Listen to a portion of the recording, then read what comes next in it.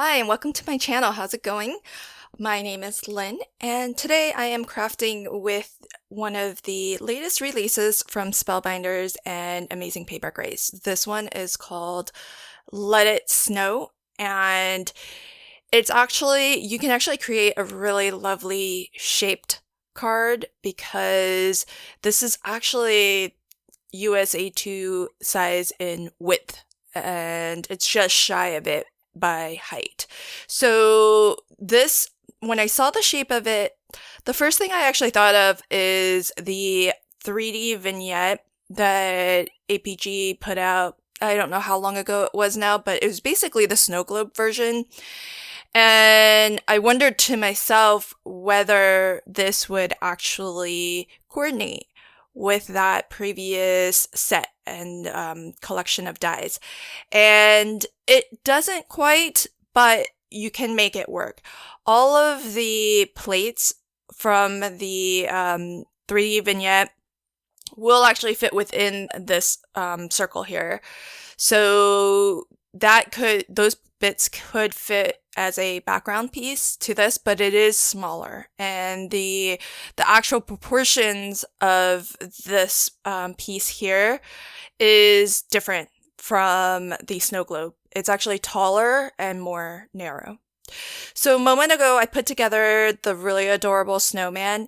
There's actually quite a bit of decorative design that's cut out of his belly. You can kind of see it on the die where just off to kind of that front of his belly there, it's actually a snowflake design. What I decided to do, and that will cut through, parts of that will cut through, parts of it will stay attached. But I decided instead of weeding all of those little pieces out, that I would actually leave them all in. So it just looks like he's got that design carved into him.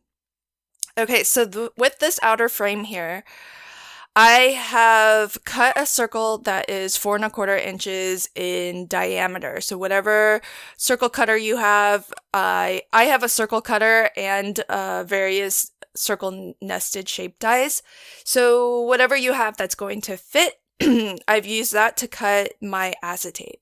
And we're going to make a little bit of a relatively flat shaker, because the thickness that would normally be provided by foam that is going to line the aperture, I won't be using foam because it's so thin and narrow, that border. So what I did instead was I die cut out of, I think it ended up being something like 4 layers of cardstock, and not all cardstock. I used scrap pieces of sometimes I think I used the cover. It was either the cover or the backing of a paper pad.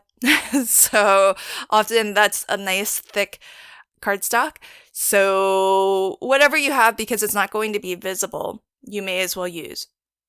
And I have these sprinkles. They're actually holographic hexagons. And they're super, super flat. It's confetti that's really flat. It's just going to give a really nice iridescent shine. And I don't want to overfill the shaker either because it's relatively flat. It's only going to be about, I do think it ended up being 4 layers of thicker cardstock, so about 120 pounds. And this piece here is some handmade cotton paper from Tonic Studios that has some lovely embossed detail. And so that's going to give a lot of texture to my background, and the confetti that I added, it's just that extra little layer of shine and movement. So it's a relatively flat shaker, and it's pretty easy to make because you don't have to worry about creating a shaker well. You're just using the exact same die as that frame on top, and so it gives you that perfect shaker well. And I am going to turn this into an easel card. So this is a top folding USA2 size card. The card base is cut to 4¼ by 5½ folded, with the fold at the top. So you want to cut your piece of cardstock initially to 11 inches by 4 1/4, and along that 11-inch edge, you want to score at 5 1/2. Then the front of your card base, you want to score and fold that in half. So that gets scored and folded at 2 3/4. And that will give you your easel card base.